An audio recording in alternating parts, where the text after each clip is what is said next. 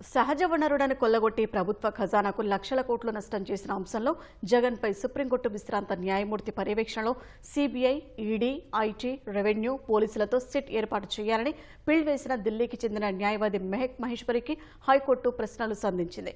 ఇప్పటికే రాష్ట్ర ప్రభుత్వం ప్రత్యేక దర్యాప్తు బృందాన్ని ఏర్పాటు చేసిన నేపథ్యంలో కేంద్ర దర్యాప్తు సంస్థల అధికారులతో సిట్ ఏర్పాటు చేయాల్సిన అవసరమేంటని ప్రశ్నించింది.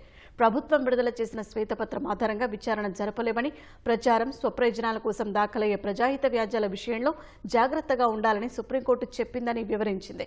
ఈ పిల్ ఆ కోవలోకి వస్తుందా లేదా అనే వ్యవహారంపై సంతృప్తి చెందాల్సిన అవసరం ఉందని స్పష్టం చేసింది. రాష్ట్ర ప్రభుత్వం ఏర్పాటు చేసిన సిట్ మెతక వైఖరి అవలంబిస్తోందని, దర్యాప్తును ఆలస్యం చేస్తోందని దేని ఆధారంగా మీరు విశ్వసిస్తున్నారని మహేశ్వరిని ప్రశ్నించింది. జగన్పై ఔదార్యం చూపుతున్నారని భావిస్తున్నారా అని ప్రశ్నించింది.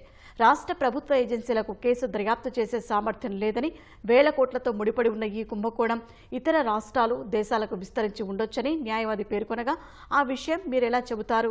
ఆధారాలేమైనా ఉన్నాయా అని ధర్మాసనం నిలదీసింది.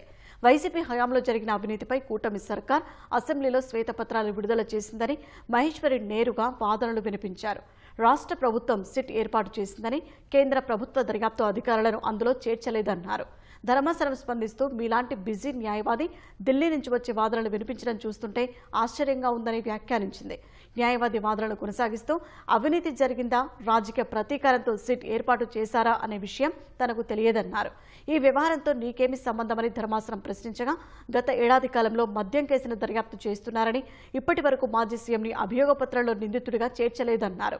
ప్రభుత్వ ప్రత్యేక న్యాయవాది స్పందిస్తూ, సిట్ ఏర్పాటు చేశామని, పూర్తి వివరాలు కోర్టు ముందు ఉంచేందుకు సమయం కావాలని కోరారు. దీంతో విచారణను వాయిదా వేస్తున్నట్లు ధర్మాసనం ప్రకటించింది.